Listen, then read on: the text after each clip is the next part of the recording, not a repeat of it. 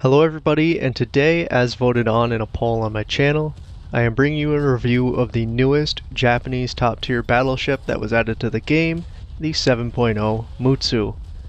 Before we get too far into this, I do want to say that the background noise, if it does sound like it has a lot of reverb to it, it's a glitch on my end. I think between my surround sound and the recording software, it really didn't agree with each other. And so it kind of has a constant reverb the entire time. But this gameplay was a bit too good for how Mutsu performs, just showing the devastation that the shells can bring, to just discard. So I did want to include it anyway, but I did try to keep the gameplay volume at a minimal so that you don't get a lot of blowout from the reverb there. Getting into it, this review will follow the format of my entire Japanese line review, though I will go into a bit more detail on this as it is only a single ship rather than the however many ships the Japanese tech tree actually has. That's a bit more of a haul than just one ship. So, getting into it, we'll start with the armor on Mutsu. The armor increases over the other 7.0 battleships that Japan has, and it is very noticeable. This ship can tank a lot of shots, especially when it's angled, and a few plane hits actually don't kill it immediately unless it is a very, very large bomb, or they land that bomb right on one of your turrets, in which case, like most ships, you're not going to have a good day. To add on to that, the standard turret layout of this battleship with 2 turrets in the front and 2 in the back means that if somebody's just changing the ranging marker around the screen and not actually aiming at your ship, they're really just going to hit around your midships where all your armor is, and they're not going to find a magazine like they would on Fuso or Issei or Hyuga. So it actually makes you quite a bit more survivable if people are just chasing the marker. The crew counts, though, are similar to Hyuga and Issei on this ship, so they are significantly lower than Fuso, so repetitive module damage will noticeably drain your crew count, and there's also no torpedo protection on this battleship. But I will give it the caveat of it doesn't seem to want to roll over or fully flood like some of the other battleships do. I know Congo specifically I had an issue with because you'd take one torpedo on the very end of your bow, and it'd either want to just completely roll the ship over or it would never stop flooding. So this ship doesn't seem to have that issue, and it's very welcome to see. And one of the other downsides with your actual protection is your anti-aircraft is just non-existent. It's an extremely easy target for enemy planes to actually come in and attack because of this. It only has 4 3-inch guns that try to shoot enemy planes down, and they're just not good at it. They don't have the rate of fire or the accuracy or anything. So if you're a pilot and this battleship does manage to shoot you down, I'm sorry, you just got extremely unlucky, and that battleship player should probably go buy a lottery ticket. To top that all off, Mutsu has no float plane. So while that could be extremely useful at the tier, a lot of players don't tend to use them, but it is still a downside on this ship. Moving on from the armor, we'll talk about the speed of this thing. Mutsu is quite a bit faster than some of the other 7.0 battleships, though Congo is still the clear winner on this because that thing is a speed demon for the ship of its size. And the Mutsu actually accelerates pretty decently for its own size, and seems to turn better than a lot of its counterparts, namely like Fuso, Issei, Hyuga, that are so long it hampers their turns a little bit. So really it makes it a lot easier to dodge incoming fire at longer ranges than say another ship that would take longer to slow down or longer to turn to actually avoid stuff. So coupled with the armor on this thing, it's actually quite decent for staying alive longer in the match. But speed and armor weren't really what the ship was advertised for when they were adding it into the game. What we want to hear about is the firepower that this thing brings to the match. So starting off with the secondary guns on this thing, because they are less of a highlight on it, but they are still really good. It gets the same 140mm secondary guns as Issei and Hyuga, but much more numerous in most cases. And they continue to just be devastating to anything that it faces, especially later ships like cruisers and destroyers. These things absolutely rip them apart. They have a decent rate of fire, good penetration for secondary guns, great velocity. A lot of times actually with Mutsu you'll see them hit before your main battery shells, just slightly. And they actually have really good damage with their stock SAP, so it saves you from having to research something to make your secondaries useful, as most of them do start with high explosive, it seems. But these are just overall very good secondaries for the Japanese line, and it was very nice to have them on Mutsu. But the main show for this ship is the 410mm main batteries.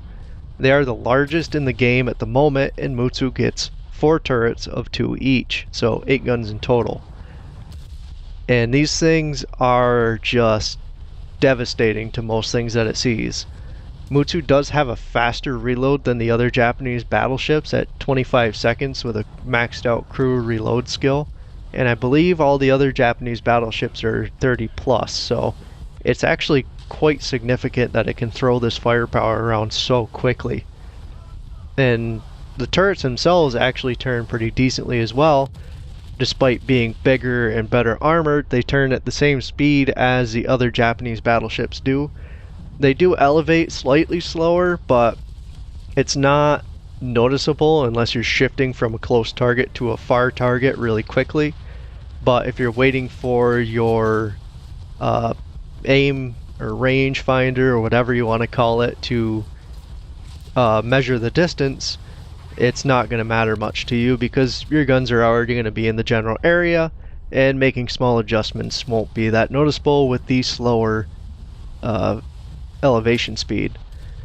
These turrets also have good firing arcs, allowing you to keep the ship angled when engaging with all of your guns, which was very nice because I had quite an issue with Hyuga and Congo, I believe, because they couldn't angle too well when they're engaging with all their main batteries, causing you to kind of have to duck and weave to get them all on target.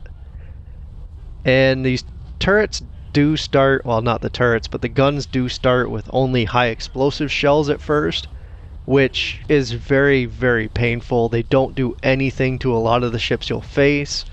You'll be basically hunting destroyers and cruisers for the most part, trying to get damage off to try to research stuff. Though the secondaries having their semi-armor piercing from the start definitely helps quite a bit because, like I said, they tend to tear apart later targets and can even do quite a bit of damage to battleships. But the armor piercing is where it gets fun with this battleship. The first unlockable armor piercing shell is very comparable to the other Japanese battleships.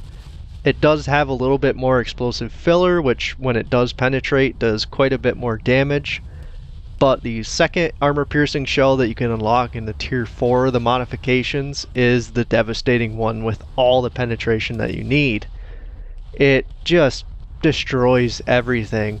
My favorite target with the ship is battleships, and that's because it does tend to overpenetrate some cruisers and destroyers just because the shells are so heavy and have so much penetration, I guess. But the secondaries do tend to clean up in those cases.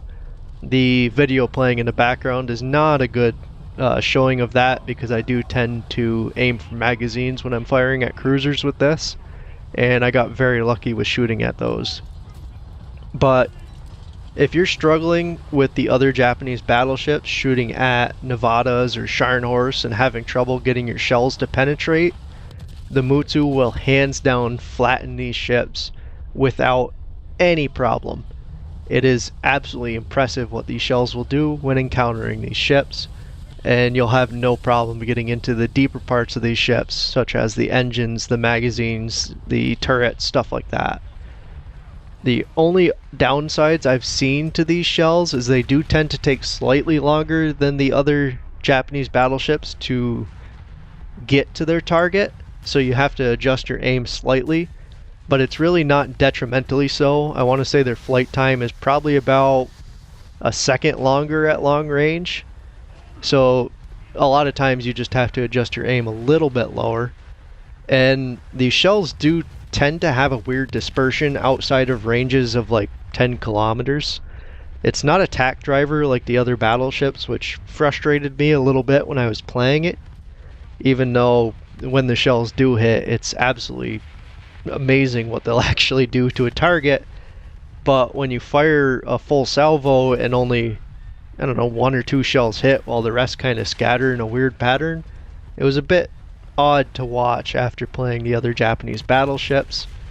So I don't know, it's a bit weird, and I hope that when we do get Nagato, that if it has better fire control, we're back to the tack driver, because I'd be really curious to see what these shells do when you can land 6 to 7 of them on a target at long range, because I'm sure it's pretty impressive.